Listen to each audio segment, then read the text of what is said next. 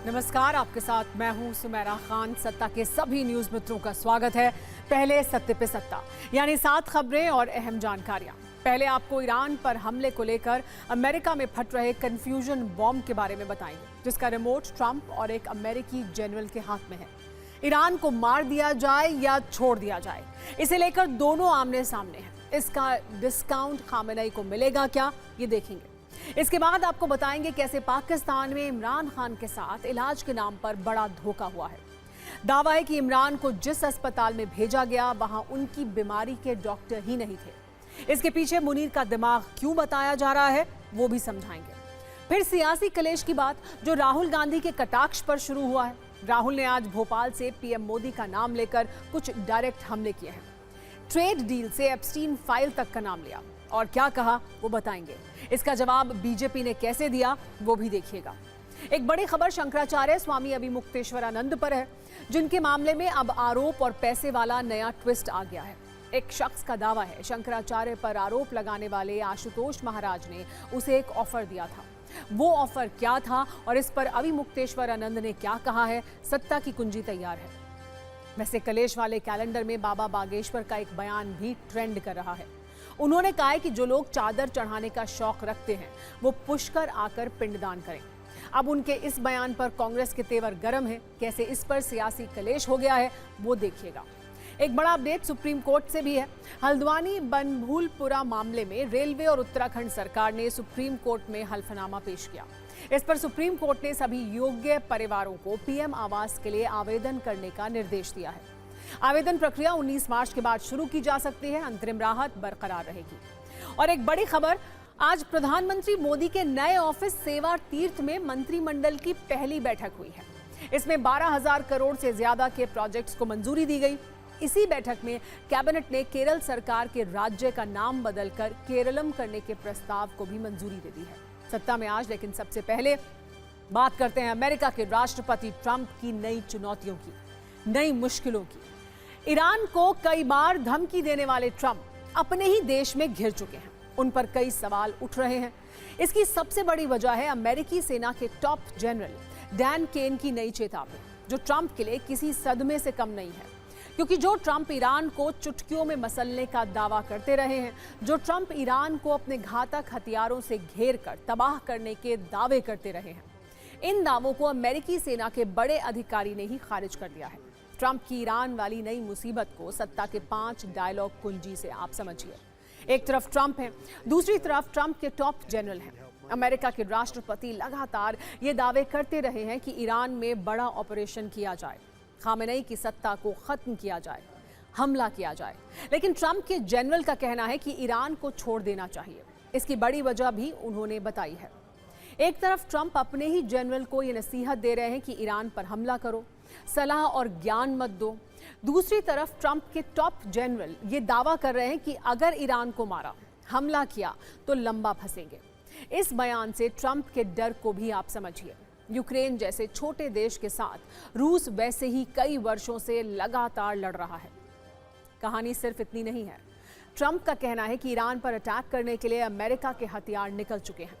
Iran को अब कोई नहीं बचा सकता है। जबकि अमेरिकी सेना के बड़े अधिकारी ये चेतावनी दे रहे हैं कि अमेरिका के पास जरूरी हथियारों की अभी भी कमी है। ईरान के अंदर ऑपरेशन करने में मुश्किलें आ सकती हैं।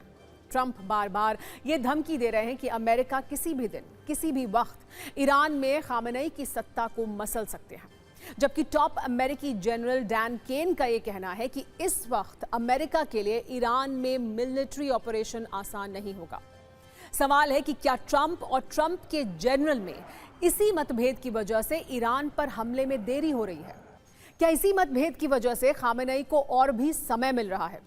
क्या ट्रंप और अमेरिका की सेना में सब कुछ ठीक नहीं चल रहा है? हालांकि इन सवालों पर ट्रंप आधारहीन और गलत बता रहे हैं। उन्होंने ये कहा है कि ये 100% गलत है।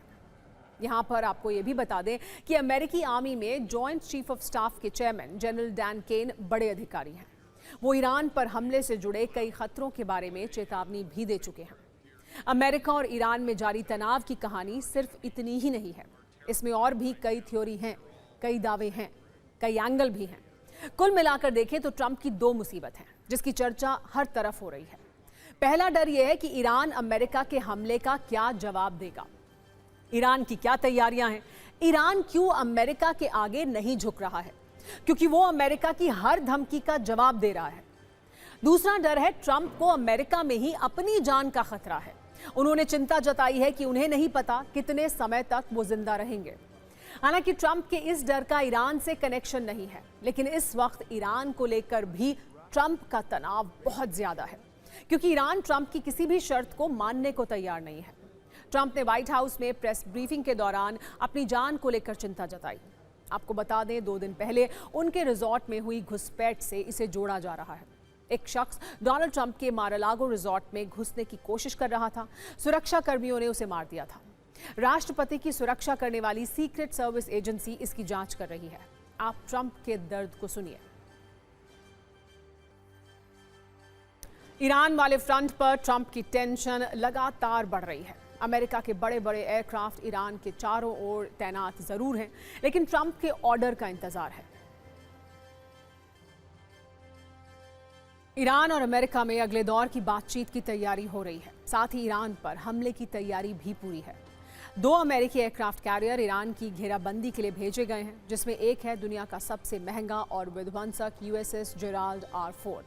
लेकिन ईरान से टेंशन के बीच इस एयरक्राफ्ट कैरियर को लेकर अमेरिका के सामने एक बहुत बड़ा संकट आ गया है। अमेरिका का यह हाईटेक एयरक्राफ्ट कैरियर अजीबोगरीब समस्या से जूझ रहा है। इसके ज्यादातर टॉयलेट जाम हो गए हैं, जिसकी वजह से अमेरिकी सैनिकों को टॉयलेट के लिए 45 मिनट तक लाइन में लगना पड़ रहा है।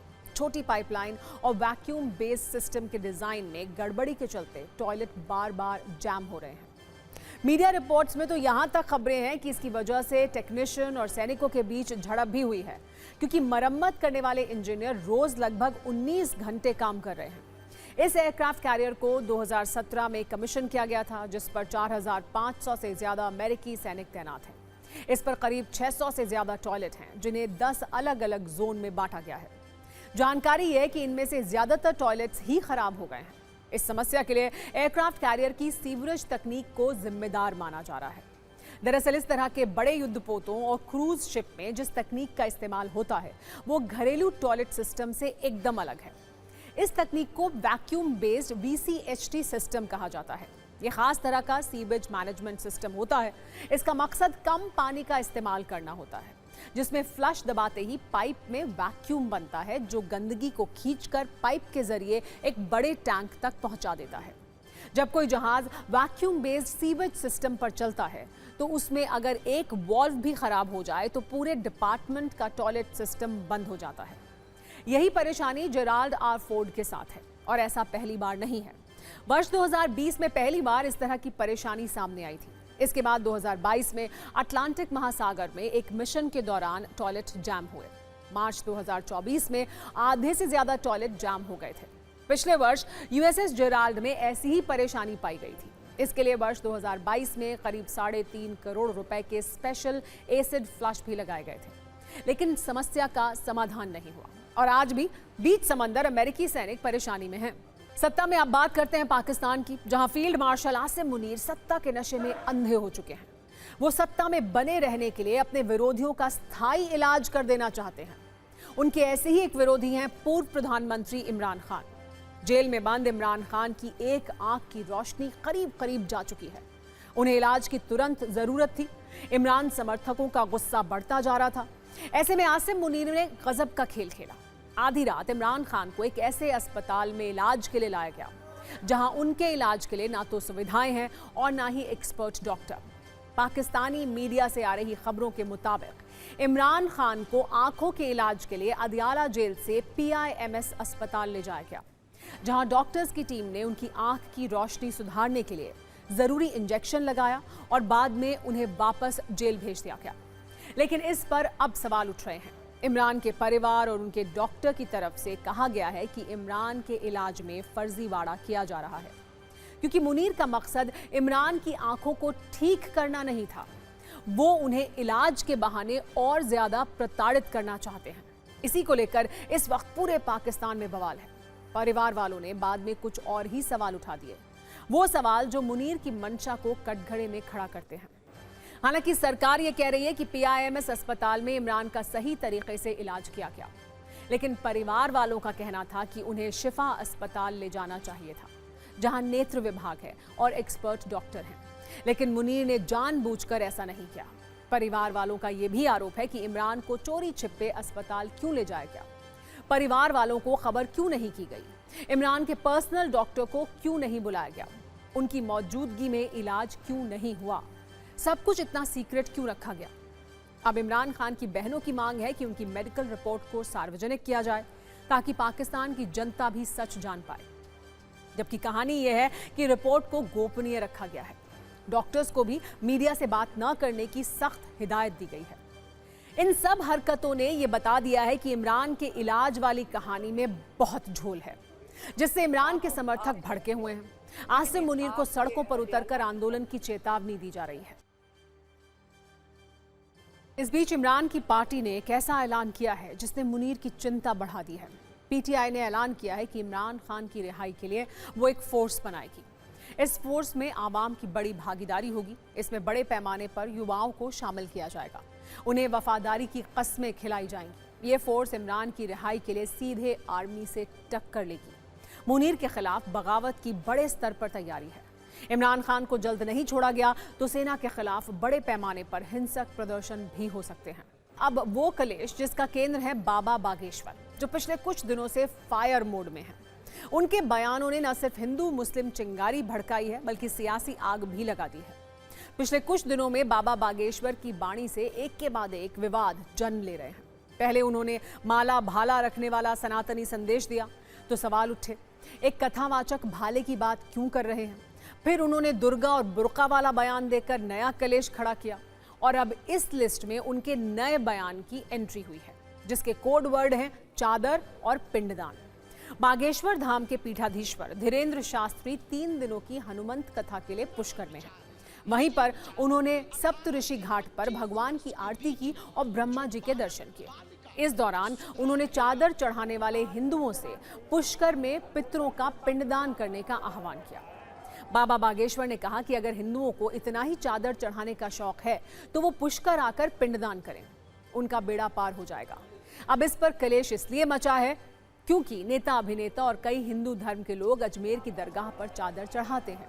इसीलिए बाबा बागेश्वर का निशाना कहां था, इस पर सवाल उठ रहे हैं। अब आपको ये बताते हैं कि कैसे बाबा बागेश्वर के इस बयान से नई आग लग गई है। कांग्रेस के तेवर गर्म है और बीजेपी उसे जवाब दे रही है। जो बाबा बागेश्वर के बयान का विरोध कर रहे हैं, उनका सवाल है कि वो दूसरे धर्म की परंपराओं पर सवाल क्यों उठा रहे हैं, जबकि बयान के समर्थक ये कह रहे हैं कि हिंदू तीर्थों का महत्व बताने में हर्ज ही क्या है। कांग्रेस बाबा बागेश्वर को बीजेपी की बी टीम बता रही है, तो बीजेपी कह रही है कि कांग्रेस को सनातनी पसंद नहीं है। कांग्रेस पंडित धीरेन्द्र शास्त्री पर सांप्रदायिकता फैलाने का आरोप लगा रही है। वो बाबा बागेश्वर के समर्थक कह रहे हैं कि सनातनियों को अजमेर में चादर नहीं चढ़ानी चाहिए, बल्कि पुष्कर जाना चाहिए। इसीलिए इस विमर्श में चिंगारियां बहुत हैं। इस पर हम आपको एक न्यूज रील भी आइए दिखाते हैं।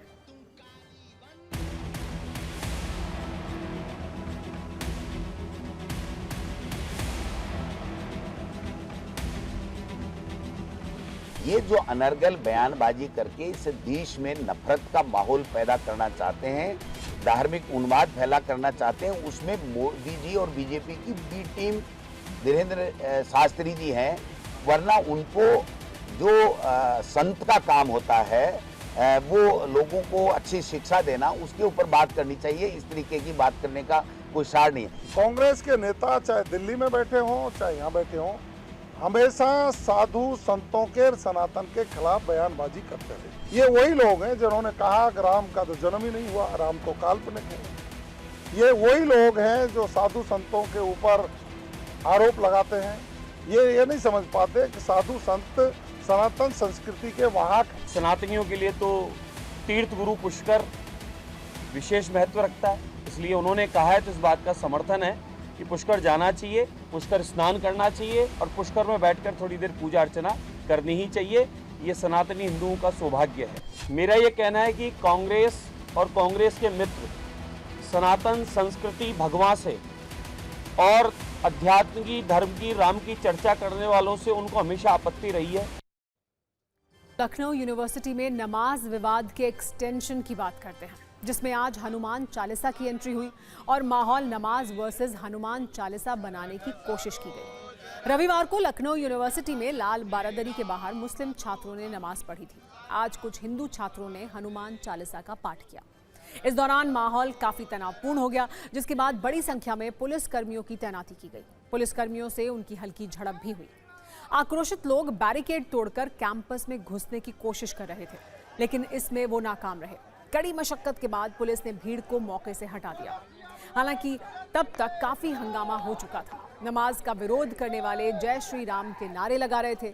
उनका तर्क था कि जब प्रशासन ने परिसर में सुंदरकांड और हनुमान चालीसा के पाठ पर रोक लगा दी है, तो लाल बारादरी में नमाज की अनुमति क्यों है। एक बार देखिए आज लखनऊ यूनिवर्सिटी कैसे धर्म के नाम पर बढ़ गई।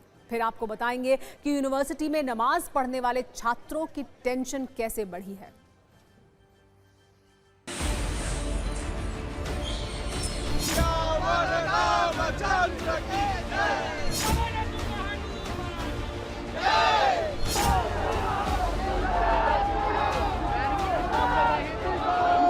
हनुमान चालीसा में ऐसा क्या है जो यहाँ पे नहीं पढ़ा जा सकता? तो क्या बता रहा है, किस वजह से रोक रहे हैं? हनुमान चालीसा ये कह रहे हैं कि यहाँ पे हम अनुमति नहीं देंगे हनुमान चालीसा पढ़ने की। सामने हनुमान जी का मंदिर है, यहाँ पे सरस्वती माता का मंदिर है। ये लोग यहाँ नमाज पढ़ने की अनुमति दे रहे हैं, ये लोग यहाँ पे हनुमान चालीसा पढ़ने की अनुमति नहीं दे रहे हैं। हनुमान चालीसा पढ़ेंगे भैया, उसके लिए जान दे देंगे। उसके क्या रोका गया है? हमें रोका गया कि माहौल नहीं खराब होने दिया जाएगा, लेकिन माहौल 22 तारीख को खराब कर दिया गया लखनऊ विश्वविद्यालय का। यहाँ पे नमाज पढ़ाई गई, इफ्तार कराई गई। हम लोग आज तक किसी प्रकार का धार्मिक कार्यक्रम नहीं किए यहाँ पे विश्वविद्यालय के। वो सारी चीजें हुई तो माहौल हमारी मांग है पिछले दिनों 22 तारीख को जिन लोगों ने लखनऊ विश्वविद्यालय के क्रांतिकारी छात्र संघ चौराहे को नमाज पढ़कर अवरुद्ध कर दिया था, उसी के विरोध में हम लोगों ने आज हनुमान चालीसा का आयोजन किया था। लेकिन यह विश्वविद्यालय प्रशासन जो उस दिन फुर्सत हो गया था, आज इन्होंने हम लोगों को जबरदस्ती हनुमान चालीसा पढ़ने दिया। लखनऊ विश्वविद्यालय है, इसे हम गंगा यमुनी तहजीब का उदाहरण बना के रखेंगे और इसे धर्म का अखाड़ा नहीं बनने देंगे। नोटिस में ये कहा गया है कि आपने जो नमाज पढ़ी, जो इफ्तार खोला, उससे शांति भंग हो गई है। लेकिन इनको सबसे ज़्यादा जो शांति भंग हुई है उसका कारण ये है कि मुसलमानों ने नमाज पढ़ी और हिंदुओं ने उसकी रक्षा कर दी। भाजपा की विचारधारा जो है बांटने की, उसकी शांति भंग हुई है। हमारे साथ हिंदू मुस्लिम मिला के 13 लोगों के खिलाफ शांति भंग का नोटिस दिया गया है। भाजपा के लोग जब वहाँ पे खड़े हुए थे तो उन्होंने धार्मिक नारे लगा के शांति भंग करने की कोशिश की, आपत्तिजनक नारे लगाए, लेकिन उनके खिलाफ कोई नोटिस नहीं जारी हुई। हमारे मुस्लिम भाइयों को लाल बारादरी के अंदर नमाज जहाँ पढ़ते हैं वहाँ नमाज नहीं पढ़ने दी। मजबूरी में उन्होंने बाहर नमाज पढ़ी और सारे हिंदू भाइयों ने चेन बनाकर उनकी एकता का परिचय दिया। इसी एकता जो भारतीय जनता पार्टी को नहीं खाई, उन्होंने पुलिसिया दमन की मदद से हमें नोटिस जारी कर दी है। एक तरफ कलेश का एक्सटेंशन हुआ तो दूसरी तरफ उन छात्रों की टेंशन भी बढ़ी जिन्होंने यूनिवर्सिटी प्रशासन की बात नहीं मानी थी और लाल बारादरी के बाहर नमाज पढ़ी थी। पुलिस ने लाल बारादरी के बाहर हंगामा करने वाले 13 छात्रों को नोटिस भेजा है। नोटिस में कहा गया है कि इन छात्रों ने परिसर में चल रहे निर्माण कार्य को बाधित किया और सार्वजनिक स्थान पर धार्मिक गतिविधि कर शांति व्यवस्था को खतरे में डाला। सभी 13 छात्रों को कार्यपालक मजिस्ट्रेट के सामने पेश होना होगा। छात्रों को यह भरोसा देना होगा कि वो 1 वर्ष तक शांति बनाए रखेंगे। हर छात्र को 50,000 रुपए का निजी मुचलका भी देना होगा और 50-50 हजार रुपए के 2 जमानती जमा करने होंगे। आपको बता दें कि लखनऊ यूनिवर्सिटी में ऐतिहासिक लाल बारादरी है जो काफी जर्जर है, जिसमें रेनोवेशन का काम हो रहा है, इसीलिए इसमें ताला बंद कर दिया गया था। रविवार को कुछ मुस्लिम छात्रों ने ताला तोड़कर लाल बारादरी में घुसने की कोशिश की, जिसके बाद से छात्रों के बीच हिंदू मुस्लिम वाले बंटवारे की राजनीति हो रही है और माहौल में तनाव है। छात्रों के विवाद में नेता भी अपने लिए राजनीतिक स्पेस तलाश रहे हैं। यूपी सरकार का कहना यह है कि सब कुछ नियम के तहत होना चाहिए, जबकि विपक्ष का कहना है कि लाल बारादरी में पहले से नमाज होती थी, इसे बंद करना गलत है।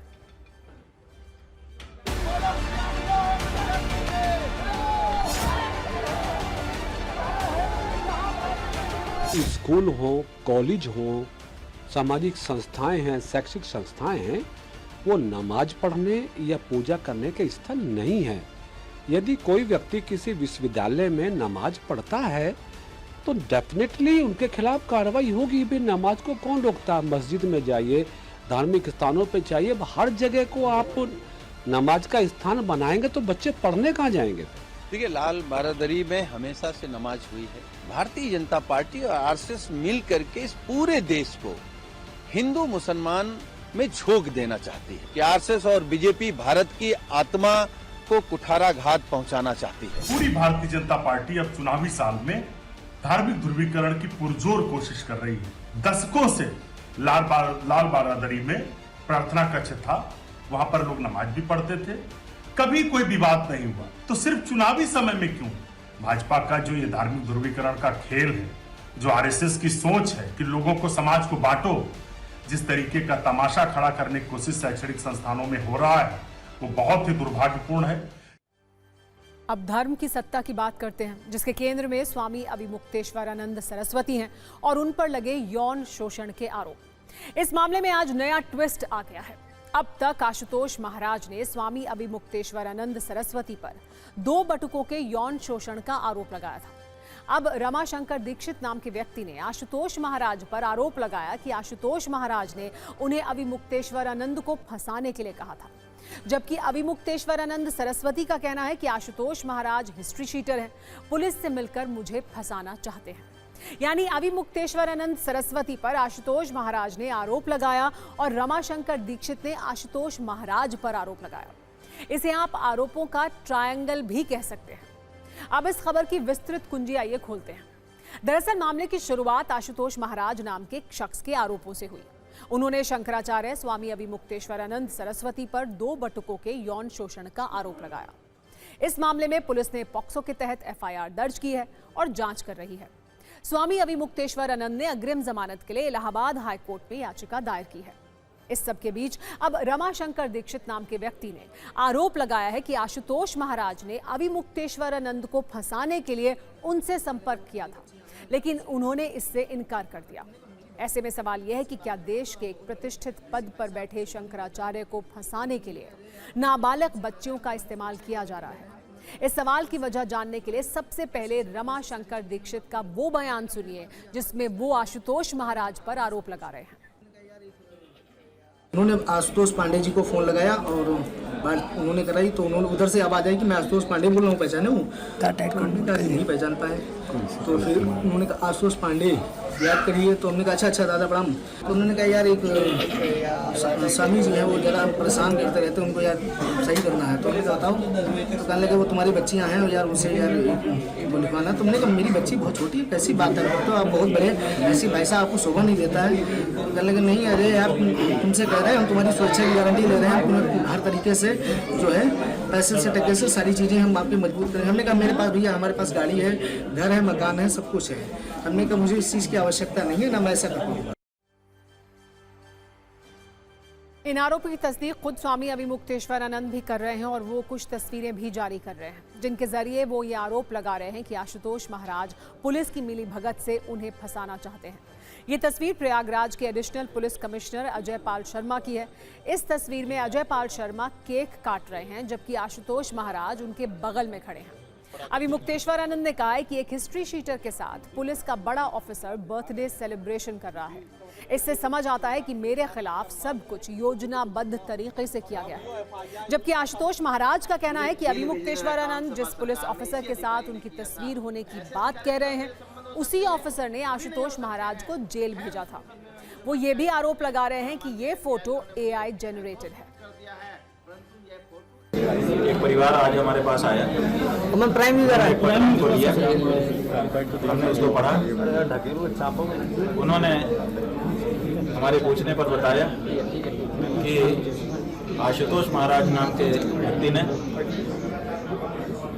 हमें ये कहा कि तुम्हारे माइनर बच्चियां हैं, उनका नाम लेकर के अविमुक्तेश्वरानंद के ऊपर आरोप मढ़ दो, हम तुमको बच्चियों के विवाह आदि के लिए पर्याप्त धन उपलब्ध करा देंगे, कोई तकलीफ नहीं होने देंगे। और जब हमें मना कर दिया लिए इस तरह का आरोप हम नहीं लगा पाएंगे, तो उन्होंने धमकी दी कि फिर देख लेना, अपने आप को बचा के रखना। तो ये गंभीर बात है कि इस तरह से लोगों को प्रलोभन दे करके या धमका करके हमारे विरुद्ध खड़ा करने का प्रयास चल रहा है। क्या माना जाए, ये अधिकारी एक हिस्ट्री शीटर के साथ एक पुलिस का बड़ा अधिकारी मिल करके सेलिब्रेशन कर रहा है। ये अपराधी और पुलिस का जो गठजोड़ है, ये चित्र बखूबी इस बात को कह रहा है और उत्तर प्रदेश में ये सब हो रहा है। मुझे जेल भेजने का काम सपा सरकार में इसी अधिकारी ने किया था, तो ऐसे अधिकारी के साथ मेरे संबंध हो सकते हैं? कभी नहीं हो सकते हैं। परंतु यह फोटो एआई के द्वारा फर्जी और एडिट किया हुआ फोटो है। मेरा इस फोटो से कोई लेना देना नहीं है, ना ही अधिकारी से लेना देना है। जिन आशुतोष महाराज पर शंकराचार्य ने उन्हें फंसाने का आरोप लगाया है, उनका पूरा नाम आशुतोष पांडे है। उन पर पहले से आपराधिक मुकदमे दर्ज हैं। वो पहले भी कई धार्मिक हस्तियों पर आरोप लगा चुके हैं। उन्होंने ही स्वामी अविमुक्तेश्वरानंद सरस्वती के खिलाफ मामला दर्ज कराने की याचिका कोर्ट में दायर की, जिसके बाद कोर्ट ने पुलिस को मुकदमा दर्ज करने का आदेश दिया। उनका आरोप है कि अविमुक्तेश्वरानंद के आश्रम में नाबालिगों के साथ यौन शोषण और अवैध गतिविधियां होती हैं। अब आपको उन जुबानी तीरों के बारे में बताते हैं जो कांग्रेस सांसद राहुल गांधी ने आज सीधे प्रधानमंत्री नरेंद्र मोदी का नाम लेकर चलाए हैं, जिससे बीजेपी का पारा इस वक्त चढ़ा हुआ है। आज राहुल गांधी और कांग्रेस के अध्यक्ष मल्लिकार्जुन खड़गे भोपाल में किसान महाचौपाल में पहुंचे थे। इसे लेकर पहले से एमपी का सियासी तापमान काफी ज्यादा दर्ज किया जा रहा था, लेकिन इसमें तब और इजाफा हो गया जब राहुल गांधी मंच पर पहुंचे। अलग अलग मुद्दों को लेकर डायरेक्ट पीएम पर प्रहार किया। किसानों की महाचौपाल के मंच से राहुल गांधी ने भारत और अमेरिका की ट्रेड डील को लेकर सरकार की नीति और नीयत पर सवाल उठाए। जनरल नरवणे की किताब का जिक्र करके चीन की घुसपैठ वाले आरोप लगाए और फिर उसी मंच से एप्स्टीन फाइल का भी जिक्र किया।